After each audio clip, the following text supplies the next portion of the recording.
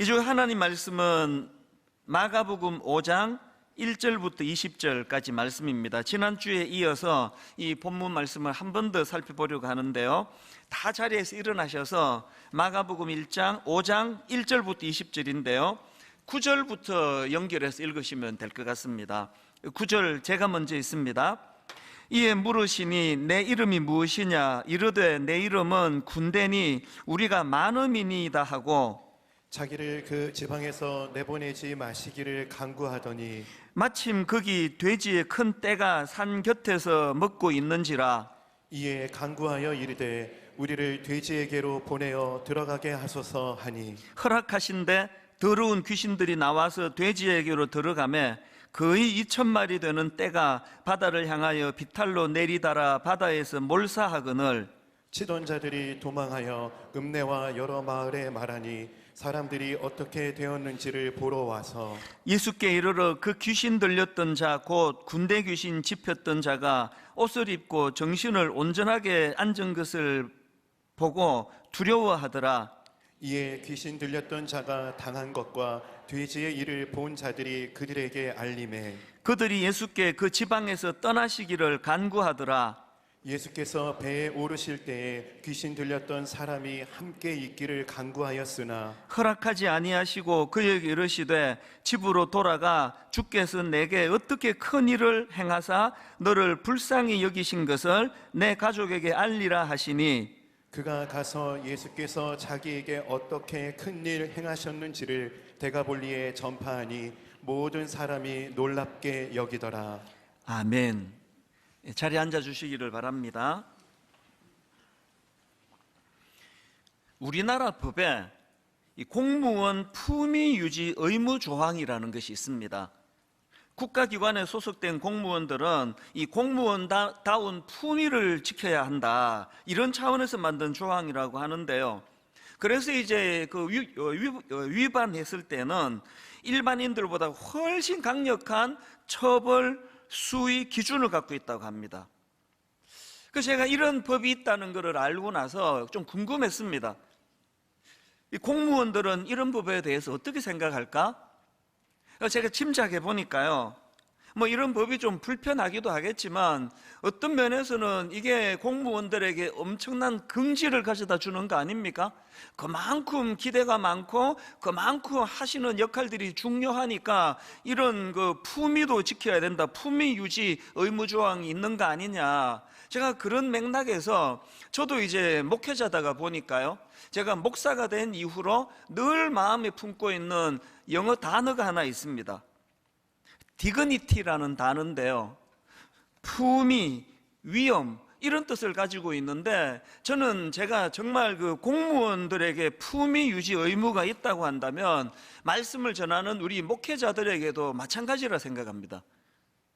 그래서 저는 고린도전서 14장 40절 모든 것을 품위 있게 하고 질서 있게 하라, 세 번역으로 보니까 모든 일을 적절하게 하고 질서 있게 해야 합니다. 과유불급이라고 그저 모든 일에 대하여 절제하고 이 정도면 됐다, 이런 일들이 가능하기 위해서는, 이런 욕심을 내려놓기 위해서는 제가 하나님의 종으로서 이 존재로서의 품위가 있어야 되기 때문 아닐까.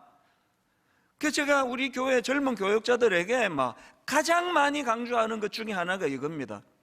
목사가 무엇으로서 성도님들에게 말씀을 전할 명분은 없겠느냐? 하나님이 아무 자격 없는 저희들한테 이런 놀라운 권한을 주셨다면 거기에 걸맞는 품위, 디그니티가 있어야 된다. 절대 소탐대실하지 마라. 소탐대실은 목회자에게 그건 독약이다, 독약. 늘 목회자로서의 이 품위를 지켜야 된다는 생각을 하고 있는데요, 사실 이건 우리 같은 목회자들에게만이 아닙니다. 그 놀라우신 예수 그리스도의 은혜로 변화된 모든 크리스찬들에게 저는 바로 이것이 필요하다고 생각합니다. 우리가 지켜야 될 그 품위가 어떤 것일까요? 에베소서 5장 8절을 보십시오. 너희가 전에는 어둠이더니 이제는 주 안에서 빛이라. 이제는 주 안에서 빛이라. 빛의 자녀들처럼 행하라. 이게 디그니티라는, 이게 우리가 지켜야 될 존재에 걸맞는 품이라는 겁니다.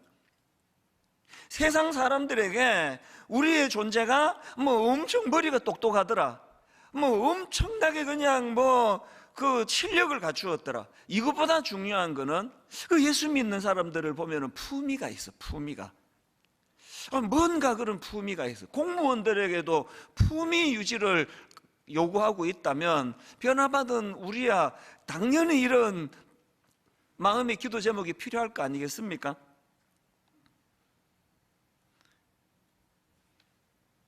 제가 오늘 이런 말씀을 가지고 이제 오늘 본문을 한 번 더 살펴봐야 되겠다, 그렇게 제가 생각한 이유가 있습니다.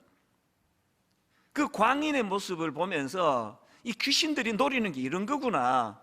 5장 5절에 보면은 귀신 들린 광인을 지금 이렇게 묘사합니다. 밤낮 무덤 사이에서나 산에서나 늘 소리 지르며 돌로 자기의 몸을 해치고 있었더라. 결국 귀신이 노리는 거는 인간으로서의 존엄성, 이것도 그 디그니티거든요. 인간으로서의 존엄성을 빼앗아 버리는 거예요. 제가 나이 들면서 마음에 두려움이 하나 있습니다. 제 마음의 두려움이 뭐냐, 이게 나이 들어가면서 혹시 추해질까 봐 전 두려워요. 육신이야 뭐 어떡합니까? 나이가 들어갈수록 피부도 옛날 같지가 않고 머리도 그냥 희고 까맣고 막 뒤섞여 있고 뭐 옛날 같이 그런 아름다움을 유지할 수가 없다 하더라도, 이건 어떻게 할 수 없더라도 내 영혼은 나이가 들어갈수록 정말 아름다웠으면 좋겠다. 우리 교회의 이 어르신들을 뵈면서 정말 존경하는 분이 많으시거든요. 참 향기가 나는 어른들이 있어요. 저는 정말 제가 하나님 앞에서 추해지지 않게 해달라고 기도를 간절히 하는 기도 중에 하나입니다. 사실 여러분, 저는 진심으로 저의 세 자녀 우리 아이들한테 추한 아버지가 되고 싶지 않습니다. 저는 진짜 우리 성도님들에게 추한 목사가 되고 싶지 않습니다. 우리 부교역자들이 저를 보면서 멀리서 볼 땐 몰랐는데 가까이서 보니까 이찬수 목사 진짜 추해, 정말 이런 평가를 저는 받고 싶지 않습니다.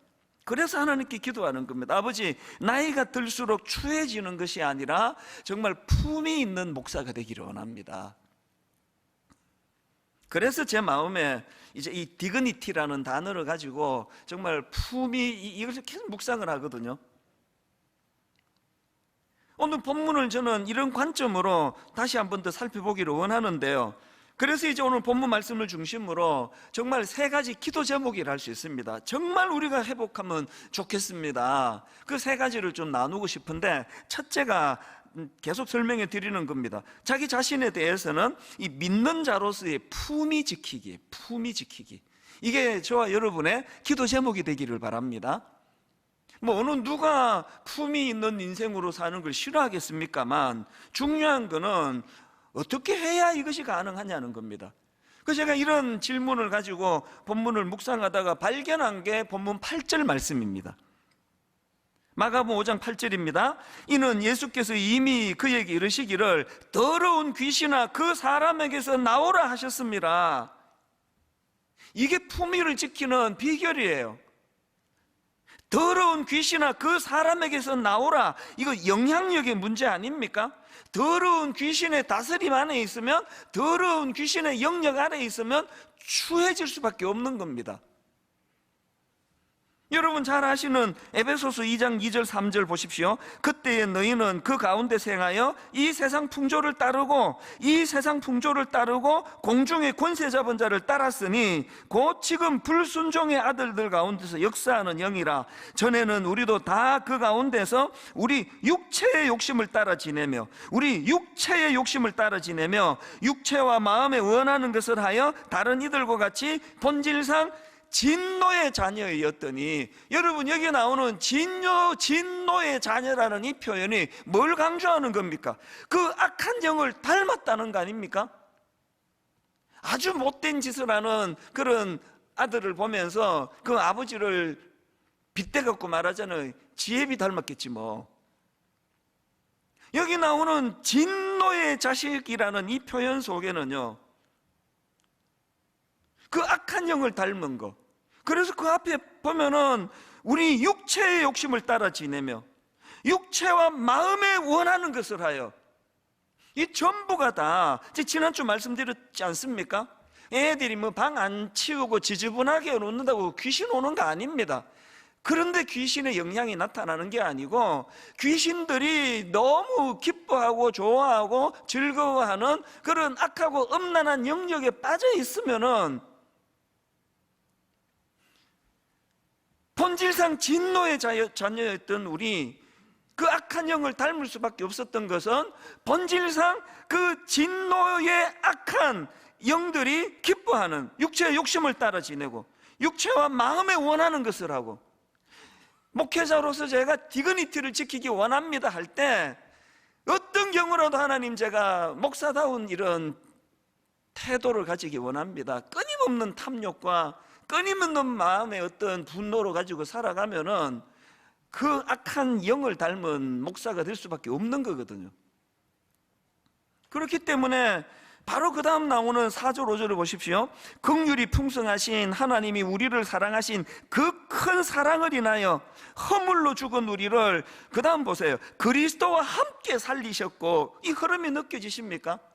살려주시는데 왜 여기 이런 표현을 왜 씁니까? 그리스도와 함께 살리셨다는 거. 이제 내 영역은, 내 통치권은 그리스도 안에 있다는 걸 강조하는 거 아니겠습니까? 이제 여러분, 우리는 그 귀신 들린 광인처럼 악한 영의 영향력 아래 있지 않습니다. 다스림의 문제예요. 영향력의 문제입니다. 믿는 자로서 품위를 지키기 위해서는 내 삶을 지배하는 영향력, 그래서 지금 끊임없이 사단이 우리를 공격할 때 싸워야 돼요. 나는 더 이상 너희들의 악한 귀신들의 영향력 아래 있지 않다. 악한 사단은 떠나갈지어다. 이게 품위를 지키는 겁니다.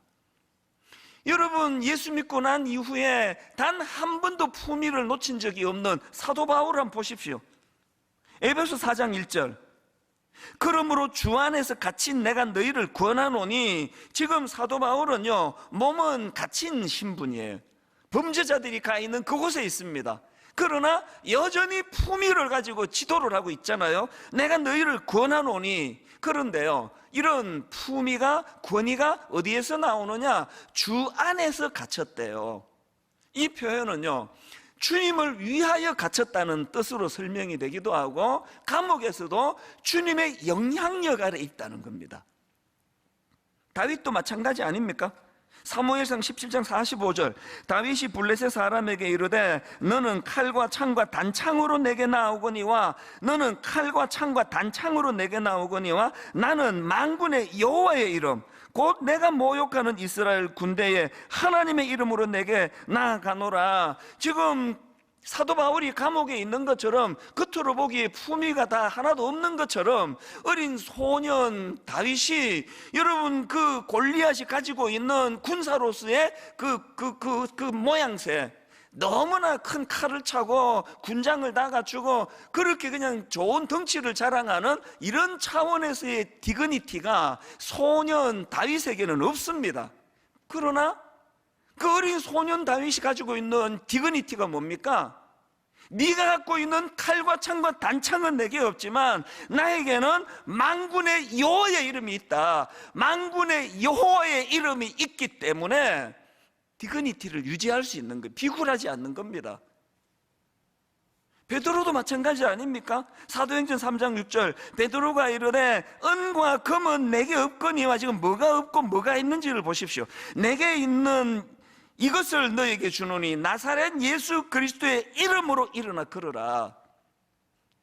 그 사람이 원하는 은과 금은, 금을 갖추고서 누릴 수 있는 디그니티가, 품위가 베드로 사도에게는 없습니다.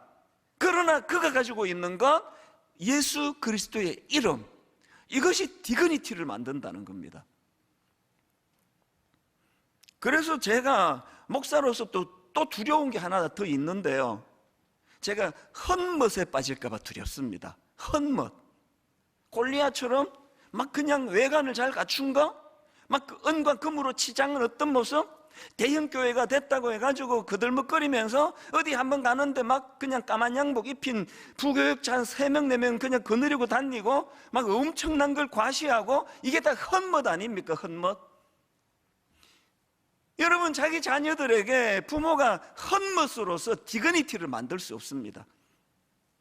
모양새는 사도 바울처럼 감옥에 있는 것처럼 초라한데, 모양새로는 그 엄청난 골리앗 앞에 그냥 돌멩이 몇 개 들고 나가는 참 디그니티, 권위가 하나도 없어 보이고 품이라고는 없어 보이는 그런 상태지만, 그러나 그에게는 여호와 하나님의 이름, 만군의 여호와의 이름이 있었기 때문에 그것이 어린 다윗을 품이 있는 용사로 만들어 주었던 것처럼, 여러분, 헛멋에 빠지지 마시기를 바랍니다.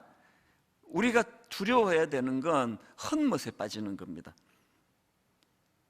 그런가 하면은 두 번째로 우리가 회복해야 될 게 하나 더 있는데요, 자기 자신에 대해서는 품위를 지키는 게 첫 번째라면, 두 번째 타인에 대해서는 예수님의 한 사람 철학을 장착하자는 겁니다. 제가 본문을 묵상하다가 주목하게 된 포인트가 이겁니다. 5장 1절, 예수께서 바다 건너편 거라사인의 지방에 이르러, 지금 오늘 본문이 5장 1절부터 20절까지 유지가 되거든요. 이 말씀의 첫 시작이 바다 건너편 거라사인으로 가시는 것으로 시작이 되고요, 제가 주목하는 건 20절까지의 이 본문 말씀이 끝나고 그 다음 21절입니다. 21절을 보십시오. 예수께서 배를 타시고 다시 맞은편으로 건너가시니 큰 무리가 그에게로 모이거늘 이에 바닷가에 계시더니, 지금 여러분, 이 말씀의 시작이 예수님이 바다 건너편으로 가시는 것으로 시작해서 그 말씀이 끝나자마자 도로 배를 타고 가신다는, 건너편으로. 지금 뭘 우리가 여기서 알 수 있는 겁니까? 그렇게 온 세상 사람들이 다 그냥 기피하고 초라하기 짝이 없는 그 광인 한 사람을 위하여 예수님이 그 사람을 만나러 거기에 가셨다는 거 아닙니까? 그리고 그 과정에서 얼마나 많은 고생을 하셨습니까? 2주 전에 제가 그 풍랑을 제자들의 훈련 차원이라고 말씀을 드렸지만, 어쨌든 그 과정에서 예수님이 겪어야만 하셨던 대가 지불이 얼마나 큰 거냐고요. 이게 저에게 감동이 되는 겁니다. 세상의 어떤 지도자가 제가 이런 말 하면 되겠습니까? 아니, 그 한 사람 만나러 나보고 그까지 가라는 거야? 이 예수님의 한 사람 철학을요.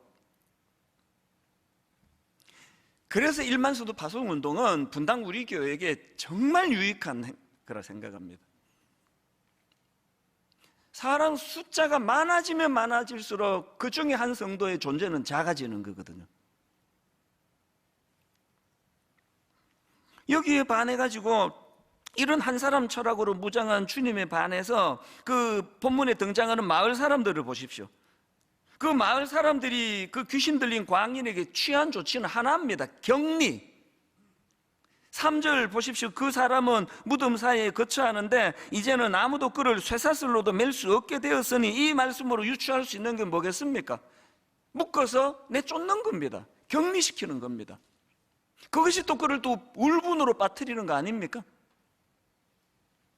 그런가 하면은 이 마을 사람들의 모습에서 한 가지 더 발견하는데요, 이 마을 사람들의 모습에서 뭘 발견하느냐, 그들은요 주님이 가졌던 이 한 사람의 소중함보다는 돼지가 가져다주는 유익인 재물이 더 소중했던 사람입니다. 자, 본문 11절부터 한번 보십시오. 마침 거기 돼지의 큰 떼가 산 곁에서 먹고 있는지라 이에 간구하여 이르되 우리를 돼지에게로 보내어 들어가게 하소서 하니, 허락하신대, 주님이 하셨습니다.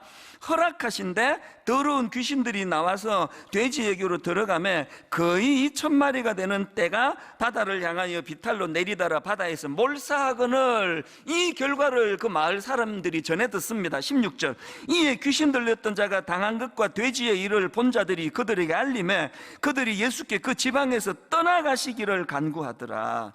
지금 고침받은 그 한 사람의 영혼이 소중했다면, 그리고 그 일을 행하신 예수 그리스도의 귀함을 그들이 깨달았다면 가시려는 주님도 붙잡고 못 가게 말려야 되는 거 아닙니까? 온통 그 마을 사람들의 관심은 고침받은 한 사람의 소중함보다 돼지를 잃게 되었다는 거. 오래전의 일인데요, 어느 교회에서 이제 그 장애인 학교를 세우려고 하니까 그 인근에 막 격렬한 반대 운동이 벌어지는 겁니다. 상상을 초월하는 반대 운동이 일어났습니다. 왜 그렇게 반대했을까요? 대놓고 이야기하더래요. 이유는 딱 하나입니다. 장애인들 들락거리면 집값 떨어진다고.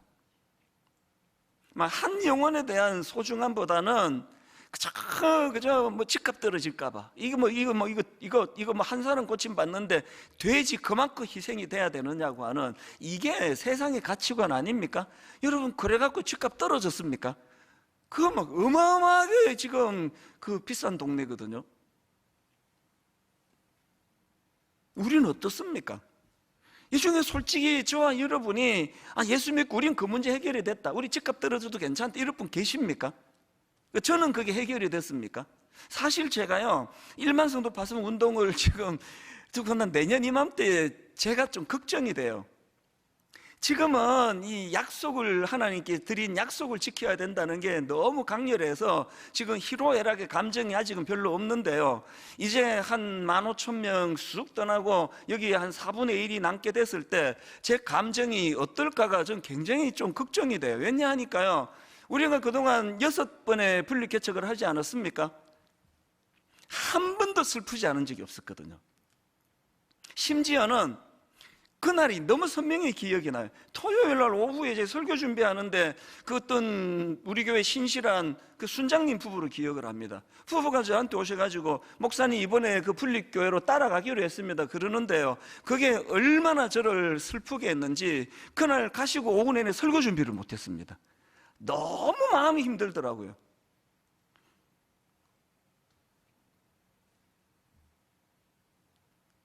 내년 이맘때가 돼가지고 이제 제가 뭘 몰라가지고 내년에 내가 안식년을 갖겠다 그랬는데요, 참 그게 뭘 모르는 소리예요.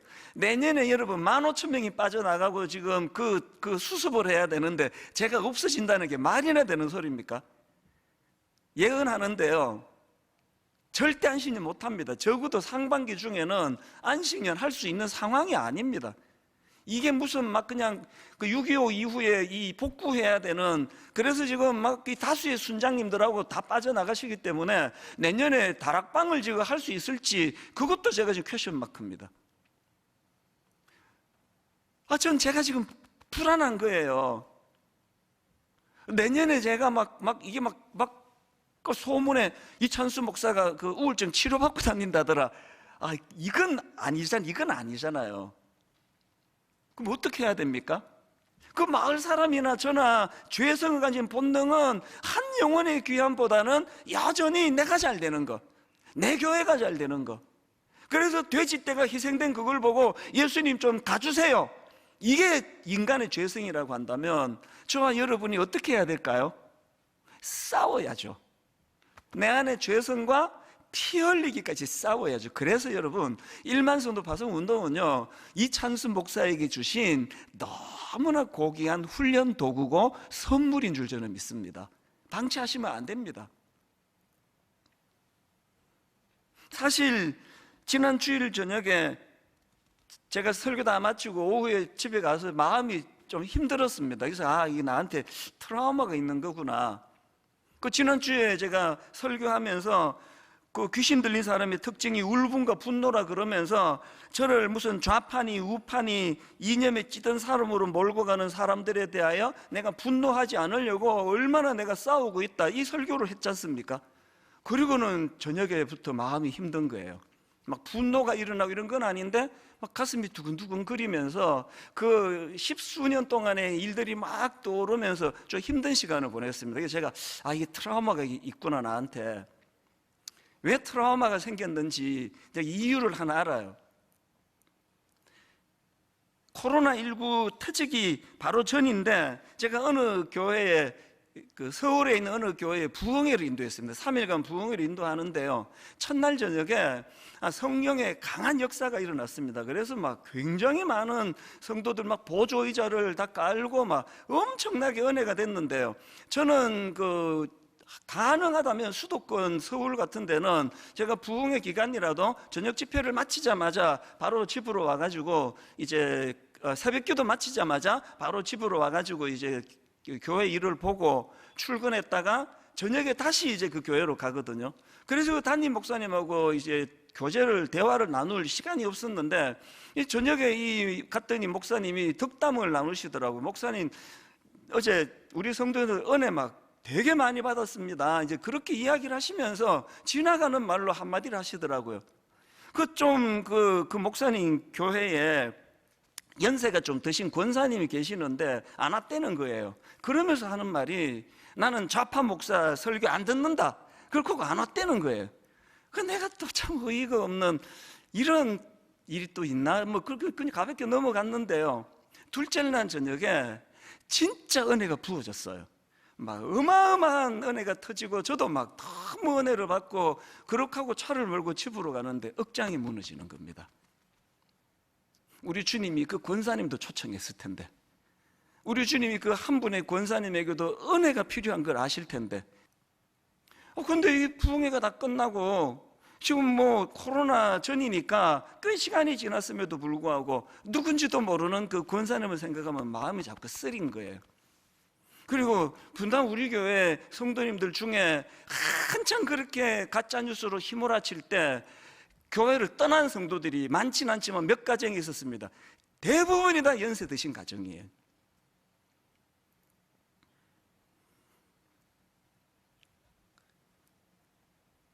예수님의 그 한 사람 철학을 생각하니까요, 그 떠난 가정 몇 가정 안 되는데 뭐 2만 몇천 가정에 뭐 2만 명이 넘는데 뭐 몇 사람 가는 게 뭐야, 이렇게 이야기하면 저는 주의 종이 아니에요.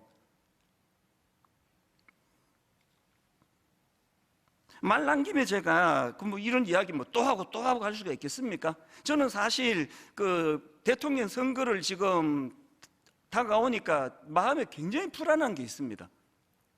개인 이름을 거론하는 게 제게 좀 부담이 되지만요, 바로잡기 위해서 지금 대선을 앞두고 또 집요하게 이 가짜 거짓을 가지고 공격할 일들이 뭐 지금도 막 있습니다. 벌써 이재명 지사가 분당 우리 교회 장로다, 이런 걸 가지고 막 공격을 해요. 이분이요, 우리 교회를 떠나신 지가, 교회 출석을 안 하신 지가 10년 가까이 됩니다. 그리고 내가 가슴이 아픈 게, 이분은 우리 교회 다니실 때 초신자예요. 복음에 대해서 소개가 필요하고 복음이 필요한 분이에요. 장로라니요. 그래서 제가 이제는 뭐 만날 수도 없고 그러니까 한 번씩 마음의 기도가 나와요. 어느 교회인가 좋은 교회를 출석하시기를 원합니다. 여러분, 저희 교회에는요, 보수 정당에서 국회의원 하신 분도 계시고 뭐 시의원 여러 분 계십니다. 그리고 저희 교회에는 진보 정당에서 정치하시는 분들도 여러 분 계십니다. 그러나 그거를 가지고 제가 구분해 본 적이 단 한 번도 없습니다. 담임 목사님 제 눈에는 딱 둘 중에 하나예요. 이분이 초신자라면 복음을 잘 전해서 예수 믿게 해야 되겠다. 이분이 오래 잘 믿는 중직자라면 정말 이 보수 정치가, 진보 정치가 우리 크리스찬 성도가 세상의 빛과 소금이 되는 지도자가 됐으면 좋겠다. 그러다 보니까 제가 나는 누구를 지지한다, 나는 어떤 성향을 가지고 있다, 일절 밝히지 않거든요. 우리 딸한테도 얘기 안 해요. 그러니까 이쪽 저쪽에서 그냥 부작용이 일어나는 겁니다. 제가 보수 정권 10년 동안에 이찬수 목사는 보수적인 목사라서 나 여기서 못 있겠다, 그렇게 하고 떠나간 진보적인 성향을 가진 교회 성도들이 몇 명이나 되는지 아십니까? 그랬더니 딱 바뀌니까, 정권이 바뀌니까 완전히 또 정반대 일이 또 일어나는 겁니다. 누가 제보를 해줬어요. 이런 것들을 다루고 있는 뭐 이단의 그 그룹이 있다는 겁니다. 깜짝 놀랄 숫자였는데요, 제가 확인은 안 하기 때문에 숫자를 밝히진 않습니다. 뭐 분당 우리 교회를 또 저를 뭐 좌파 교회라느니 뭐 저를 뭐 이념에 찌든 무슨 좌파 목사라느니 이렇게 믿는 사람은요 전체로 쳐가지고 극소수에 불과하겠지만 이 이야기를 왜 심각하게 생각하느냐? 우리 주님의 한 사람 철학 때문에 그렇습니다. 교회 숫자가 많은 거지 주님이 소중히 여기시는 한 영혼 한 영혼은 그 모든 한 영혼이 여러분 주님이 그 귀신 들린 한 영혼을 건져주시려고 그 엄청난 대가를 지불하시는 분이라고 한다면 지금 여러분 제가 이거를 공식적으로 거론하기로 마음먹은 것은요 이건 지금 분당 우리 교회만의 문제가 아닙니다. 너무나 많은 교회들이 지금 이런 이념의 문제로 몸살을 앓고 있는 겁니다. 여러분 그러시면 안 됩니다. 그래서 저희 교회 다락방의 철칙이요 절대로 구역 모임에서 정치 얘기하지 말라는 거예요. 그거 할 때 많으니까 교회에서는 주님이 주인공이 되시고 사람을 구분하고 가리지 아니하고 구원해 주시는 한 사람 철학을 가지신 주님을 자랑하는 게 교회이기 때문에 꺼내지 말라는 겁니다. 뭘 두려워해야 됩니까? 오늘 우리 젊은이들이 이런 교회 현실을 너무너무 힘들어 해가지고 지금 교회를 얼마나 떠나고 있다 그러잖아요. 그 책임을 우리 기성세대가 어떻게 지려고 그러십니까? 여러분 마태복음 18장 12절 13절 너희 생각에는 어떠하냐? 만일 어떤 사람이 양 100마리가 있는데 그 중에 하나가 길을 잃었으면 그 99마리를 산에 두고 가서 길 잃은 양을 찾지 않겠느냐? 진실로 너희에게 이르노니 만일 찾으면 길을 잃지 아니한 99마리보다 이것을 더 기뻐하리라. 이게 우리 주님의 한 사람 철학인데 어떻게 여러분 젊은이들이 지금 교회를 염증을 느끼고 떠나가고 있는데 말도 되지도 않는 교회 안에서 이런 문제로 싸우고 있는 거 이건 방치할 수가 없습니다. 저와 모든 기성세대가 회개의 역사가 일어나기를 바랍니다. 교회는 영혼을 살리는 곳이에요. 여러분 생각에 잘못하고 있다는 분이 있으면 기도해 주시고 주님 이름으로 권면하면서 어떤 경우도 우리가 주님 안에서 하나가 될 수 있다는 거, 이것이 한 사람 철학을 살리는 것이고요. 마지막 세 번째로 우리가 회복해야 될 거 하나 더, 가정으로의 파송입니다. 이게 무슨 말씀이냐? 제가 같은 사건을 다루는 본문과 같은 내용을 다루는 누가복음을 보다가 보니까 마가복음에 없는 한 포인트를 제가 찾았습니다. 누가복음 8장 27절 예수께서 육지에 내리심에 그 도시 사람으로서 귀신 들린 자 하나가 예수를 만나니 그 사람은 오래 옷을 입지 아니하며, 그 다음 보세요, 집에 거하지도 아니하고, 지금 그 고침받기 전의 상태를 이렇게 묘사했는데요, 고침받은 이후에 예수님의 명을 한번 보십시오. 오늘 본문 18절 한번 보십시오. 예수께서 배에 오르실 때에 귀신 들렸던 사람이 함께 있기를 간구하였으나 허락하지 아니하시고 그에게 이르시되 집으로 돌아가. 집에 거하지 아니하고 집으로 돌아가. 그리고 20절에도 보십시오. 그가 가서 예수께서 자기에게 어떻게 큰일 행하셨는지를 데가볼리에 뭐 했습니까? 전파하니 모든 사람이 놀랍게 여기더라. 여기서 여러분 두 가지 굉장히 중요한 포인트를 우리가 찾아내야 되는데요, 첫 번째 포인트가 뭐냐? 고침 받았습니까? 은혜 받았습니까? 주님의 파송을 받아야 됩니다. 고침 받았습니까? 은혜 받았습니까? 그래서 내가 잘 먹고 잘 살았더라, 이거 복음 아닙니다. 은혜 받았습니까? 주님의 파송을 받아야 돼요. 마가복음 7장에 보면요, 예수님이 다시 이제 그 데가볼리 지역을 이제 그 방문하시는 내용이 나오는데요. 자, 마가복음 7장 31절 32절입니다. 예수께서 다시 두로 지방에서 나와 시돈을 지나고 데가볼리 지방을 통과하여 갈릴리 호수에 이르심에 사람들이 귀먹고 말 더듬는 자를 데리고 예수께 나와, 그 다음 보세요, 안수하여 주시기를 간구하거늘. 아니 오늘 본문에서 주님 좀 떠나가 주세요라고 했던 그 사람들이 어떻게 태도가 이렇게 달라졌습니까? 어떻게 이렇게 태도가 달라졌다고요? 고침받은 그 광인이 20절에서 데가볼리에서 전파했다 그러잖아요. 다시 말씀드립니다. 은혜 받았습니까? 고침 받았습니까? 주님의 파송을 받아야 됩니다.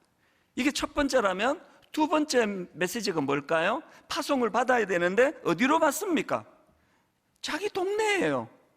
자기 집입니다. 자, 19절 다시 보십시오. 그에게 이르시되 집으로 돌아가 주께서 내게 어떻게 큰 일을 행하사 너를 불쌍히 여기신 것을 내 가족에게 알리라. 오늘 저는요, 은혜 받은 여러분들을 선교사로 임명하고 파송하기를 원합니다.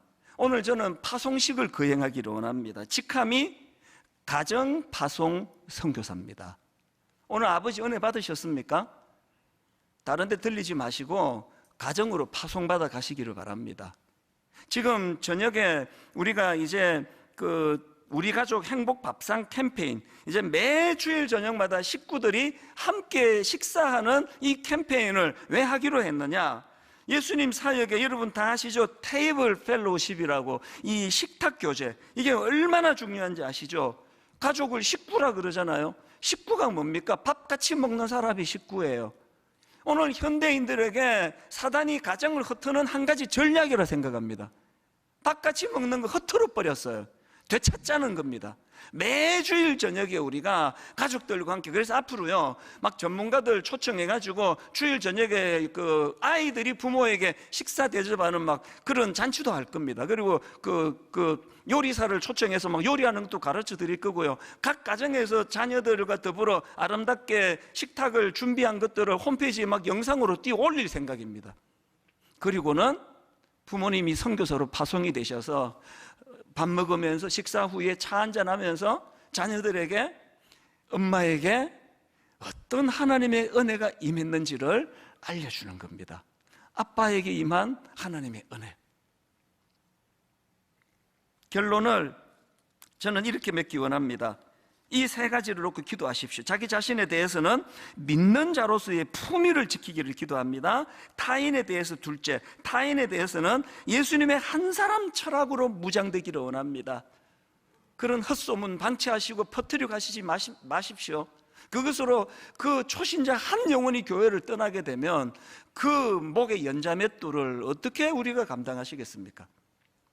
세 번째가, 고침받았으면 예수님의 파송을 받아야 하는데 가정선교사로 파송받으시기를 바랍니다. 그래서 제가 오늘 설교 제목을 예수님을 꽉 붙잡아야 할 이유, 이렇게 잡은 이유가 있습니다. 예수님을 꽉 붙잡아야 이 세 가지가 가능하기 때문입니다. 오늘 본문에 나오는 마을 사람들처럼 그들이 예수께 그 지방에서 떠나시기를 간구하더라 이러시면 안 됩니다. 제가 이 설교 제목을 놓고요, 예수님을 붙잡아야 할 이유, 여기 조금 더 점잖지 않습니까? 제가 설교 제목을요, 예수님을 꽉 붙잡아야 할 이유, 이렇게 잡았습니다. 잡고 보니까 흡족해요. 예수님 붙잡는 거 하고요, 예수님을 꽉 붙잡는 건 다른 줄로 믿습니다. 우리 오늘 어린이 주일이니까요, 또 우리 가족이 함께 드리는 예배니까요, 우리 부모님들하고 자녀들이 저를 따라 한번 이렇게 선포하시면 좋겠습니다. 예수님을 꽉 붙잡아야 합니다. 우리 주일학교에서 고맙게도 이번에 그 줌으로 수고를 많이 했는데요, 지금 가정에서 예배 드리시는 가정들 한번 화면으로 띄워 주실 수 있습니까? 저를 따라 한번 가정에서 큰 소리로, 박수 치지 말고 저를 따라 한번 큰 소리로 한번 선포해 보세요. 예수님을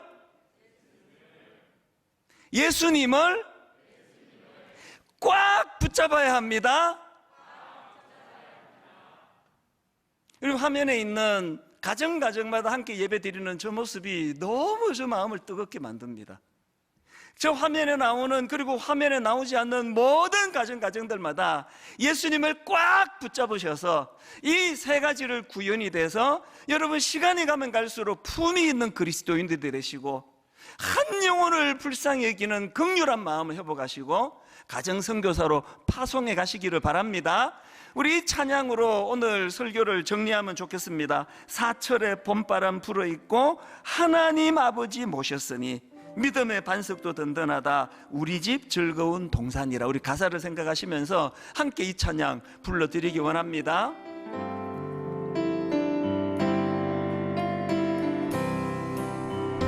사철의 봄바람 불어이 하나님 아버지 모셨으니 하나님 아버지 모셨으니 믿음의 반석도 든든하다. 믿음의 반석도 든든하다. 우리 집 즐거운 동산이라. 우리 집 즐거운 동산이라. 고마워라 임마누엘.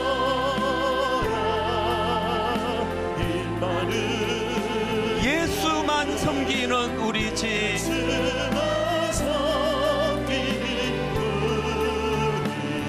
고마워라 임마누엘.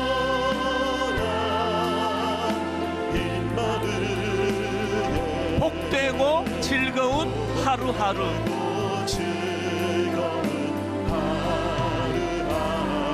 2절에 보니까요, 어버이 우리를 고이시고 사랑하신다는 거죠. 동기들 사랑에 뭉쳐있고 형제자매들, 그리고 기쁨과 서름도 같이 하니 한 칸의 초가도 천국이라. 또 3절에 이렇습니다. 아침과 저녁에 수고하여 다 같이 일하는 온 식구가 한 상에 둘러서 먹고 마셔. 그 다음에 여기가 우리의 낙원이라. 너무너무 우리가 정말 만들고 싶은 가정의 모습을 2절과 3절이 지금 묘사하고 있는데, 중요한 게 뭔지 아십니까? 이 모든 것을 가능하게 하는 결정적인 마스터키가 1절에 나옵니다. 1절 다시 한번 화면으로 띄워주시겠습니까? 사철의 봄바람 불어있고, 그 다음 보세요. 하나님 아버지 모셨으니예요. 하나님 아버지 모셨으니. 여러분, 예수 그리스도를 꽉 붙잡는 가정이 돼야 이 가사에서 일어나는 모든 아름다운 은혜가 여러분 가정에 회복될 줄로 믿습니다. 우리 1절 다시 한번 하나님 아버지 모셨으니 가사를 생각하시면서 참 우리 가정이 이렇게 되기를 소원합니다. 사모 한번 함께 찬양하기 원합니다. 사철의 봄바람 가장 중요한 거, 하나님 아버지 모셨으니. 하나님 아버지 모셨으니 믿음의 반석도 든든하다. 믿음의 반석도 든든하다. 우리 집 즐거운 동산이라. 우리 집 즐거운 동산이 고마워라 임마누엘.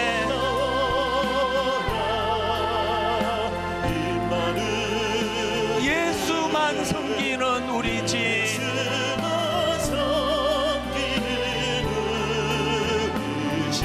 고마워라 임마누엘.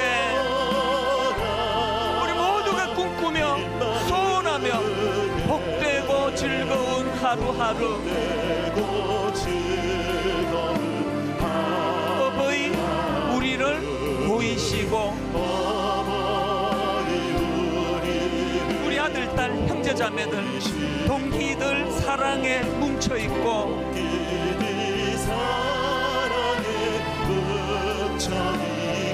기쁨과 서름도 같이 하니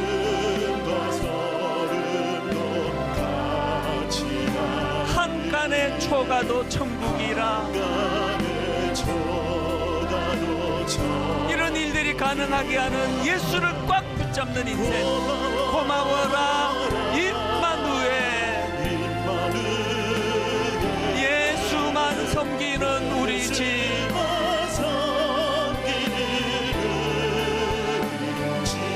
고마워라 임마누엘.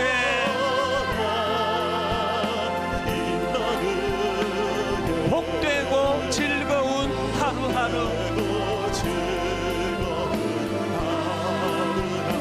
아침과 저녁에 수고하여 다 자리에서 일어나셔서 다 같이 일하는 온 식구가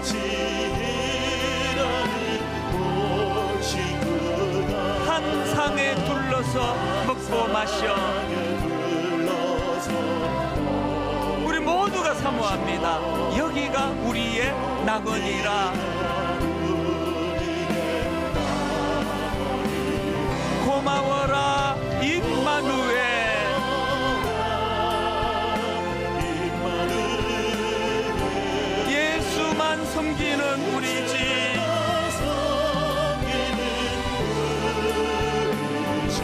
고마워라 임마누엘.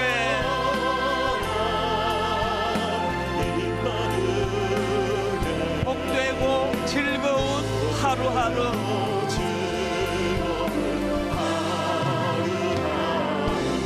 이렇게 기도하십시오. 아버지, 내 자신을 위해서는 정말 믿는 자로서 품이 있는 인생이 되기를 원합니다. 추해지지 않기를 원합니다. 그리고 하나님, 타인들에 대해서는 우리 주님의 한 사람 철학으로 무장하기를 원합니다. 무엇보다도 하나님, 오늘 저녁부터 우리 가족 함께 모여 행복한 밥상을 누리며 가정 안에서 내가 받았던 이 은혜를 우리 자녀들에게 잘 가르쳐 줄 수 있는 일이 매주일 저녁마다 일어나게 해주시기 원합니다. 이 기도 제목을 가지고 우리 한 목소리로 통성으로 같이 기도하기 원합니다. 살아계신 하나님 아버지, 오늘도 주님 은혜를 감사하며 아버지 믿음으로 기도하며 나아갑니다. 오늘 하나님 아버지 주신 말씀 그대로 아버지 나 자신에 대하여 주님 믿는 자로서 의미를 지키는 인생 되기 원합니다. 추해지지 않는 목회자가 되기를 원합니다. 주님이 나를 다스리실 때에, 주님의 다스림의 영역 안에 있을 때에 하나님 아버지 우리는 추해지지 않는, 세월이 가면 갈수록, 시간이 가면 갈수록 더 아름답고 윤택한 인생이 될 줄로 믿사오니 그 은혜의 길로 인도하여 주시기 원합니다. 하나님, 타인들에 대하여 한 영혼을 소중히 여기시던 한 사람 철학을 회복시켜 주시기를 원합니다. 하나님, 그 한 사람 철학이 내 안에 장착되기를 원합니다.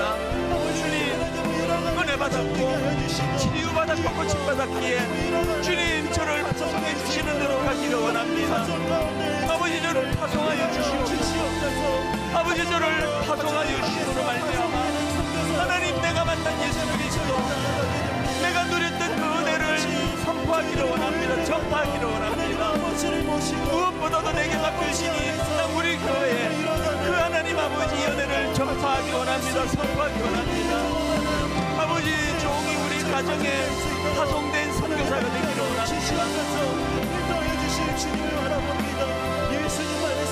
우리 심령 안에 이 아름다운 사랑의 선교가 일어나고 간섭하여 주시옵소서.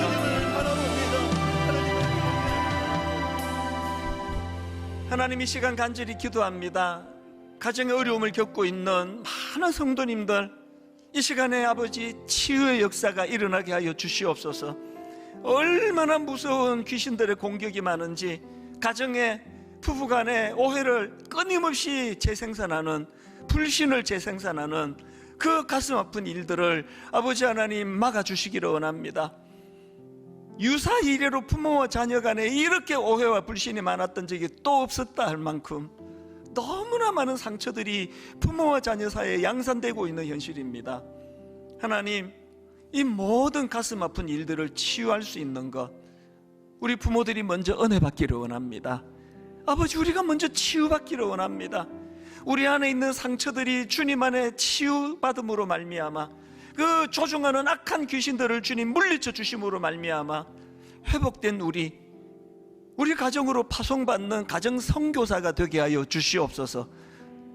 오늘 저녁부터 정말 한 상에 둘러앉아 이 아름다운 은혜가 회복되는, 그리고 5월 한 달 내내 이 아름다운 은혜의 소식들이 차고 넘칠 수 있도록 하나님 인도하여 주시고, 오늘 주신 말씀의 능력을 가지고 이번 한 주 거뜬히 살아내는 능력이 되게 하여 주시옵소서.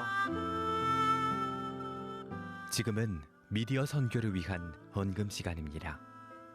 이 예배를 통해 삶 가운데 은혜와 회복이 충만하시길 간절히 기도합니다.